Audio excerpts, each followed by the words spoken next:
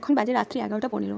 বাজার গিয়েছিলাম, ফেরার সময় দেখলাম মন্দিরটা তখনও খোলা আছে। আর সেখানে আমাদের তাপসদার সঙ্গে তার লোকজন নিয়ে কিন্তু তখনও প্রতিমা গড়ে চলেছেন।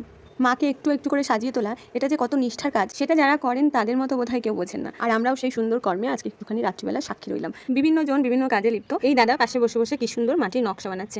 এই নকশাগুলো আমি বললাম একটা বানাও না দাদা, দেখি কেমন করে বানাচ্ছ। তো সঙ্গে সঙ্গে মাটি নিয়ে কত সুন্দর একটা নকশা বানিয়ে দেখালো। মায়ের যে মাথার উপর চালি হয় সেটার নকশাগুলো। এই ছোট ভাইটাও দেখো কি সুন্দর কাজ করছে, এও একরকম নকশা বানাচ্ছে। এই সুন্দর মুহূর্তগুলো সাক্ষী থাকাটাও কিন্তু একটা বিরাট প্রাপ্তি বলে মনে হয়। অন্যদিকে আবার আমাদের মিস্ত্রি দাদা এখানে সুন্দর যত্ন করে রান্না করছেন। রাত্রিবেলা এখানে ঠাকুর বানানো দেখতে এলে আর বাড়ি যেতে ইচ্ছে করে না। এই যে এত সুন্দর করে মাকে যত্ন করে করে সাজিয়ে তোলা, এটা দেখার মধ্যে একটা অদ্ভুত আনন্দ আছে। সেটা যাদের বাড়ির পাশে মন্দির আছে তারা কিন্তু খুব ভালো উপভোগ করে। আর সেই আনন্দ উপভোগ যে নিজেকে কতখানি সমৃদ্ধ করে সেটা বলাই বাহুল্য। সারা সারা রাত্রি জেগে পর্যাপ্ত পরিশ্রম দিয়ে সম্পূর্ণ ভক্তি আর যত্ন সহকারে তাদের নিখুঁত চিন্তা ভাবনায় মা সেজে উঠবেন। আর আমরাও নতুন পোশাকের গন্ধে আনন্দে ভরে উঠবো প্রত্যেকে। কেমন লাগলো আজকের ভিডিওটা অবশ্যই সবাই জানাবে। সামনেই পুজো, সকলে খুব ভালো থেকো, সুস্থ থেকো। আজকের